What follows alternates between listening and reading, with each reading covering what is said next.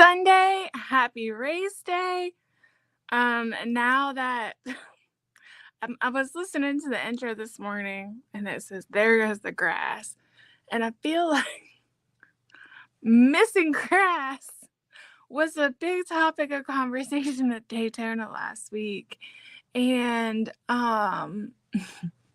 supposedly, said missing grass was supposed to help keep cars from flipping.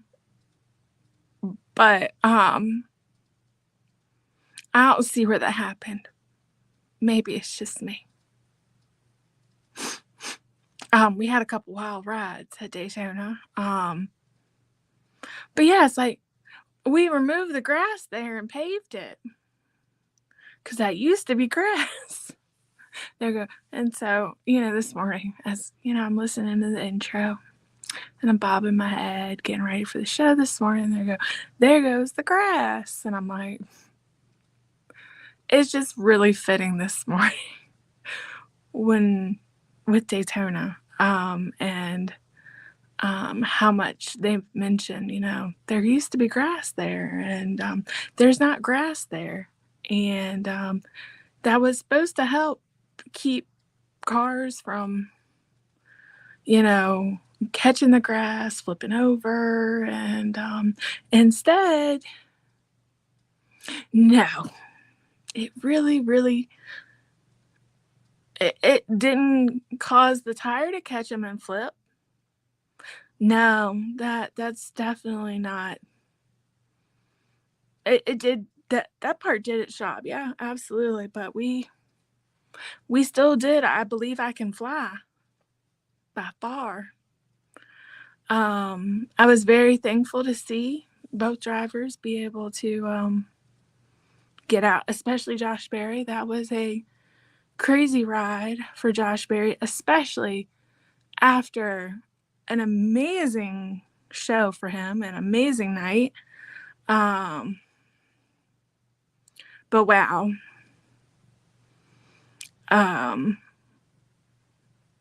So yeah, I think next I'm gonna have to partition for them to put some flames in my intro because there was also fire in there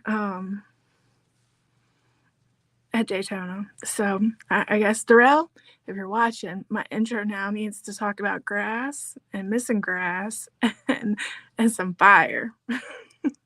Because Daytona also had fire. Like, we haven't had to talk about cars catching on fire all season. And then all of a sudden, we have cars on fire.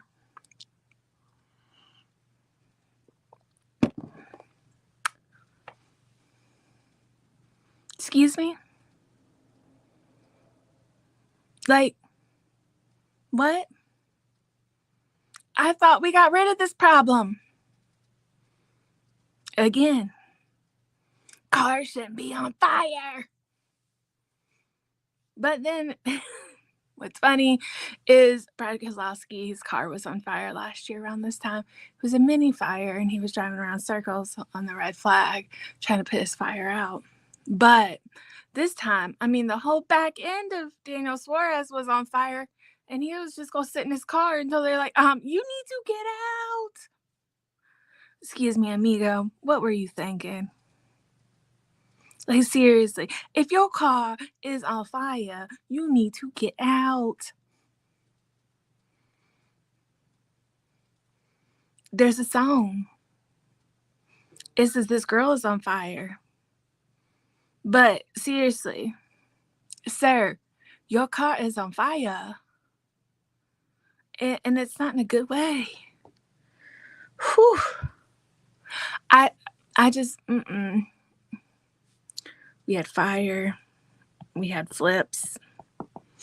We had everything. We had not one, but two big ones. Like,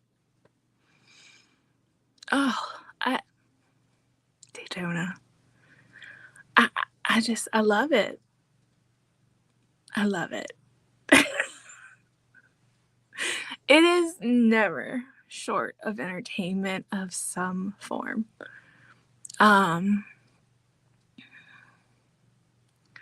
I don't know. We're going to add this extra piece on the other side. This should help keep people from flipping.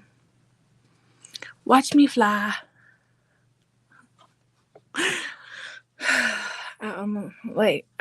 I say that, but I really am thankful that everyone was able to get out of their car safely. Everybody was able to come back over, at least, except for Josh Berry. And it was one of the things, like, my husband and I talked about while we were watching it. I was like, after they had the issue before of the car flipping with Ryan Preece, after they've had the Ryan Newman crash, the way that NASCAR handled it has gotten better, by far.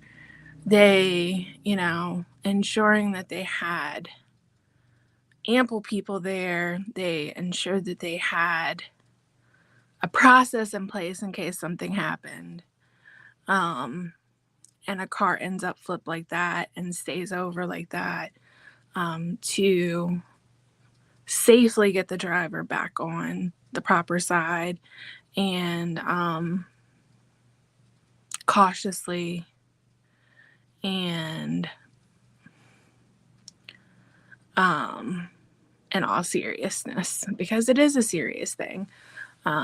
Yes, I Believe I Can Fly is hilarious, but at the same time, those accidents are serious. And to, see him give the thumbs up was great. I'm sure he was feeling it. Even though he said it probably looked worse than it felt. I'm sorry. How? Can you explain to me how? No, there's no way, sir. No way. Absolutely no way. Like, you plowed into that wall. And I don't even know how fast you were going, but seriously. And then flipped. And then spun. I can't even ride the ride at the fair that does the gravity thing and you go up and down without wanting to puke, because it makes me sick. No, the spider ride that swings you out, I'm okay with that. But like when I go to Disney, I can ride the basic Mission Space. But when you start putting me up in the higher level, nope. I can't do it. It sets my equilibrium off, and I'm like, nope, I'm done. I'm like, the first time I was okay, I think, but as I've gotten older, no. No, thank you. But as a kid, I couldn't even do that at the fair. I was like, no, there's something wrong with this. Some people get on it and like, I love this. And I'm like, I'm glad you do, because I can't stand it. I was so, nope. Not today. So I don't know how his equilibrium wasn't off. So more power to him. 100%. So it was absolutely amazing. I don't know. I give it a nice solid 8 out of 10 for Daytona, for the July race. It was a good race, in my opinion. Stage 1, Josh Berry won. It was really good. Joey Logano was second. And then stage 2, Joey Logano won. And Ryan Blaney was second.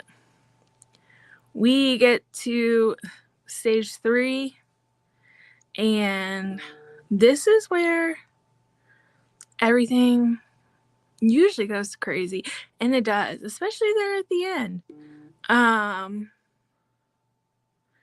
And I have to say thank you to all of you who liked, shared, hearted, and just gave love on my photo. Holy smokes, I wasn't expecting it again. Of Harrison Burton. I think we were over 3,000 and over 50 shares. So thank you all. I do want to recognize you all. Thank you from the bottom of my heart. That was not expected. All the comments. I tried to comment back to quite a few of you. One of the big questions that I did see and I do want to address is what's up with the unofficial and then the update. So with NASCAR, and it doesn't matter which team it is, that was another comment on there. Everyone who wins the race must go through post-tech inspection. So until post-tech inspection is cleared, which can take 2 to 3 hours after NASCAR has been concluded the race, victory lane, and things are done like that for the driver who won, and said, okay, the car is clear, it's good, is technically an unofficial win. The standings are unofficial. Once NASCAR has done the tech of that car and says, hey, we're good, it's clear, then it is official. Then that is the actual winner of the race. Because if NASCAR finds something during post-tech inspection, that car, that driver, can then lose that win, depending on the severity of the infraction that was found. So here at Legacy Maker, in order to ensure that we are just being accurate, we're being safe, all of our final post for who is the quote-unquote winner will always say unofficial to start with until there has been an update from NASCAR that says that there has been no issues found during post-tech, and then we will update and say that there has been an official winner. We have seen, I will use Denny Hamlin at the Turkey Triangle as a key example. Denny Hamlin initially, unofficially, won the Turkey Triangle. However, during post-race inspection, they found that his car had failed inspection. NASCAR then said because of the failure of his car, for whatever reason, he was no longer the winner of that race. They removed the win from Denny Hamlin, and the win then went to Chase Elliott because of it.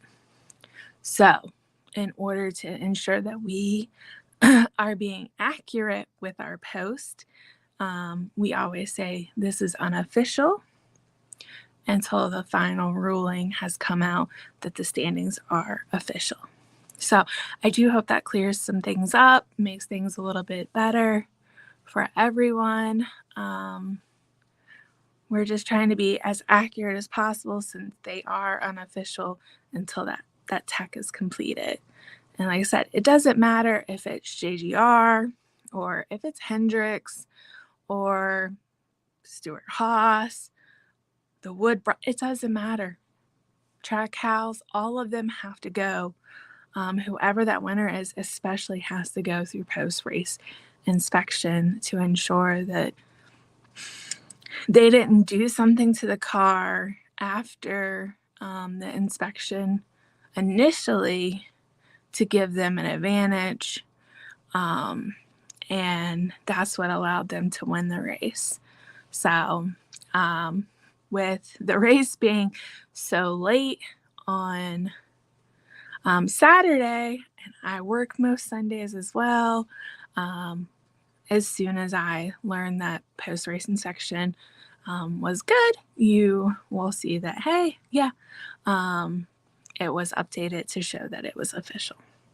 So there at the end, we did have a huge shootout between Kyle Busch, Parker, and Harrison Burton.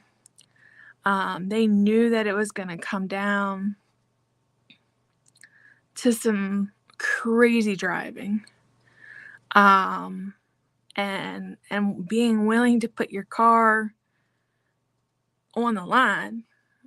And I have to say, I think every race I've watched Harrison Burton in at Daytona, and I want to say almost Talladega, he's ended up on his roof or out because he's been wrecked. So, he had already told them that, hey, this is probably going to come down to us, pushing the everything we have, because it went into overtime. These late flag cautions, y'all, they're ridiculous. And he did. He put everything on the line. And Parker, a lot of people gave Parker crap, because they're like, did he not realize what emblem was on the front of his car? Bless Parker, I understand. Parker Retzliff, I'm pretty sure I just butchered his name though, was driving a Chevrolet. Of course, Harrison was driving a Ford, and Kyle Busch was driving a Chevy. So, but Parker ended up pushing Harrison Burton some to the win. And quite a few people were giving him a world of grief about it. And that, I don't know. Kyle Busch says he doesn't owe him an apology, though. We'll talk about that more in a minute. So Harrison Burton gets his win. Has a lot to say. He's like, I was fired from this job. And he was let go. This is the Woods brothers' 100th win. And Josh Berry takes over next year. Kyle Busch comes in second. Christopher Bell, third. Cody Ware was fourth. Ty Gibbs, fifth. Bubba Wallace, sixth. Parker was seventh. Brad Keselowski was eighth. Daniel Hemrick, ninth. And Chris Buescher was 10th. We had a lot of cars starting at Kyle Larson, which was 21st. That's where one lap down started. It was rough, no lie. It was definitely rough. Harrison Burton beat Kyle Busch by 0.047 seconds for the victory. And this was Cody Ware's best finish. It was a career best for him.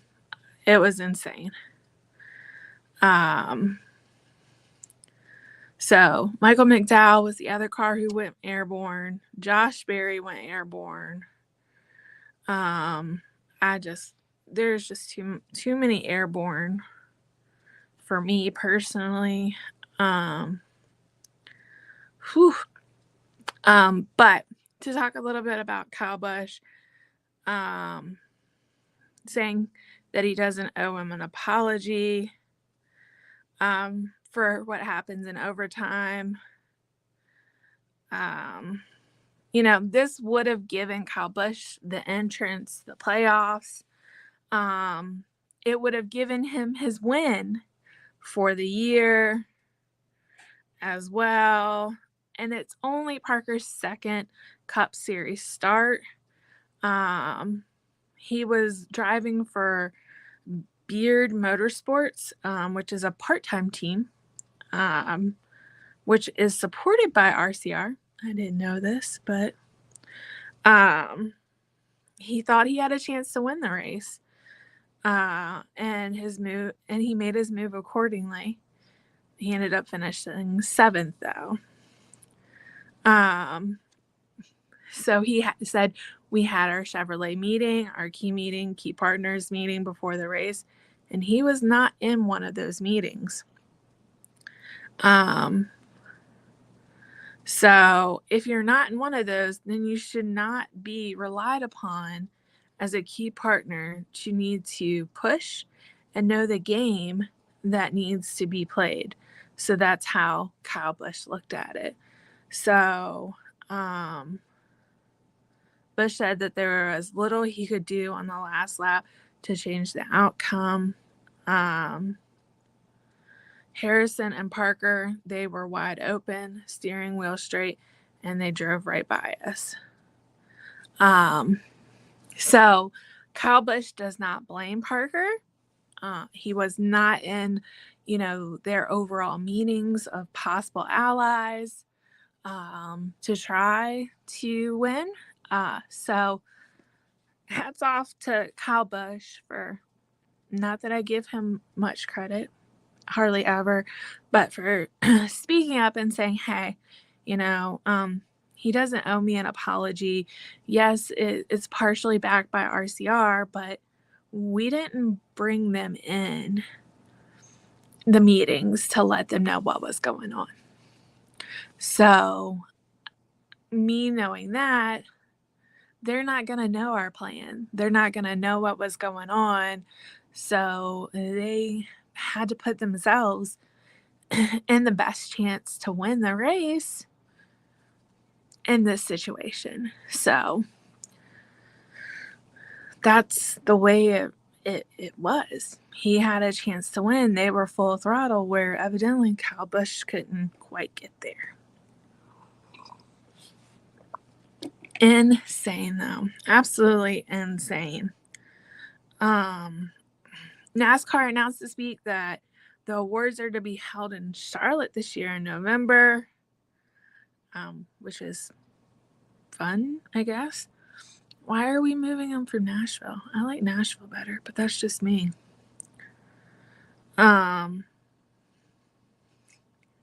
I love Nashville. It's beautiful.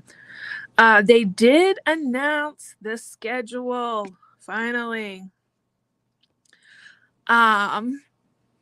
for NASCAR for next year. We will start off in February, on February 2nd, with the Clash at Bowman Gray.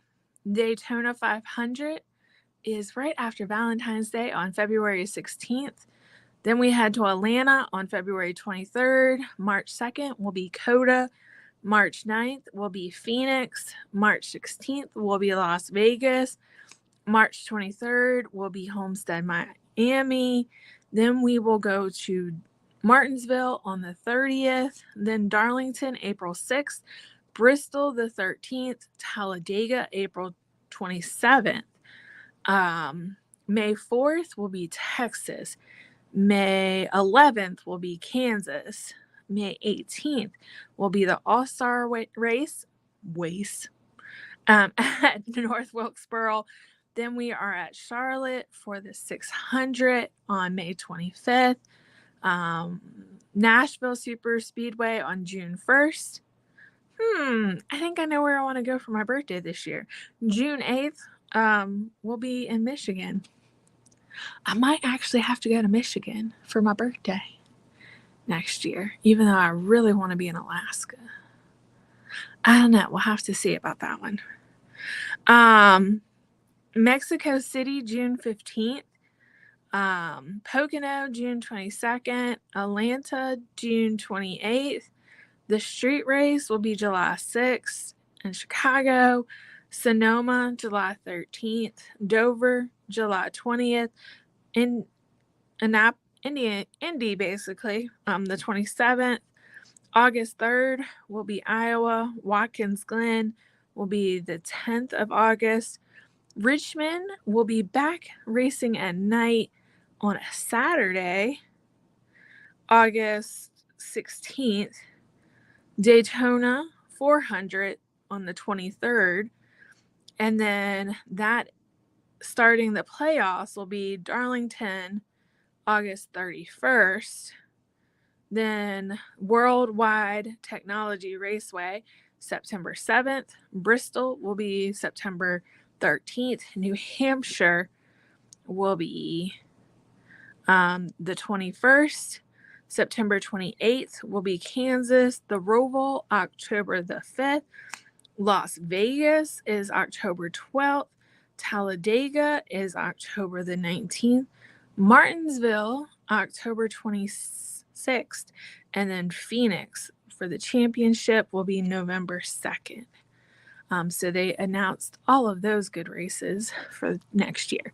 I don't have the TV schedule, but I'm sure once we have it, I will post it.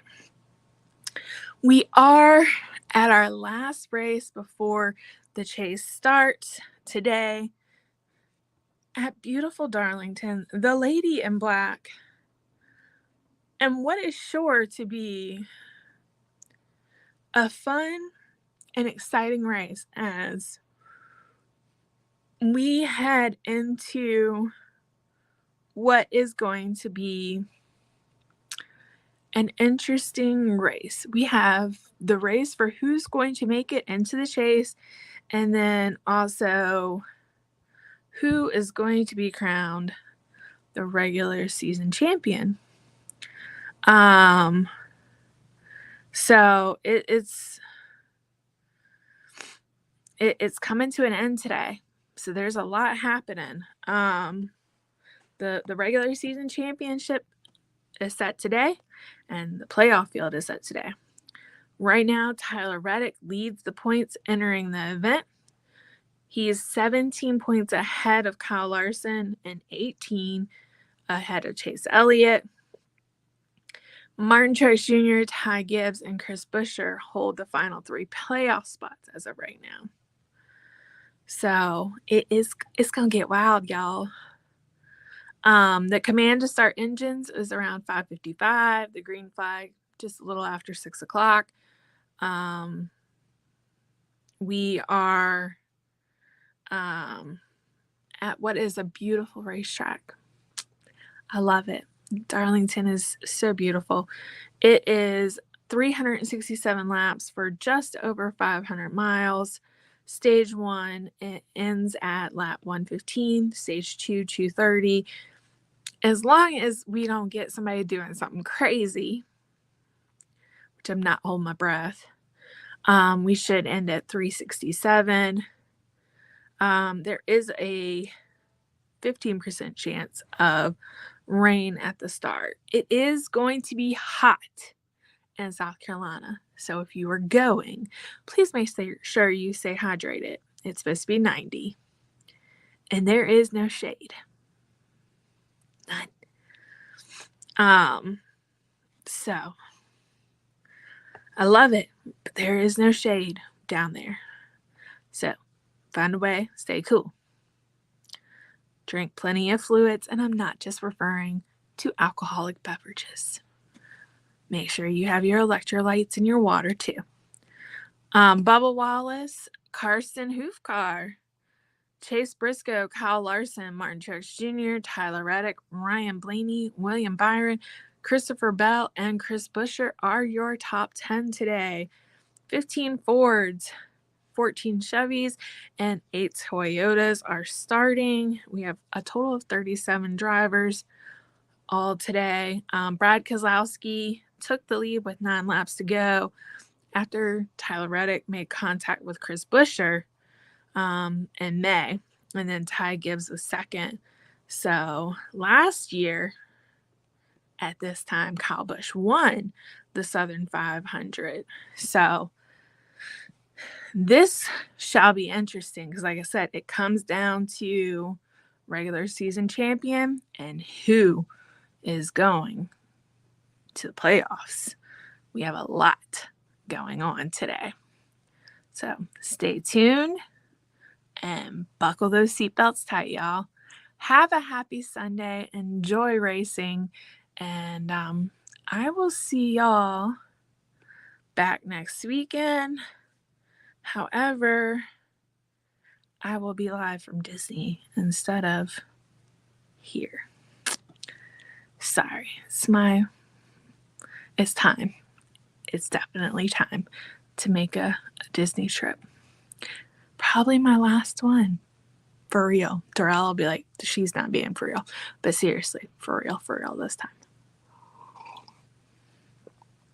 Unless it's for work-related purposes. Anyway, I will see y'all live next weekend. And have a good Sunday. Enjoy, family. Bye, y'all.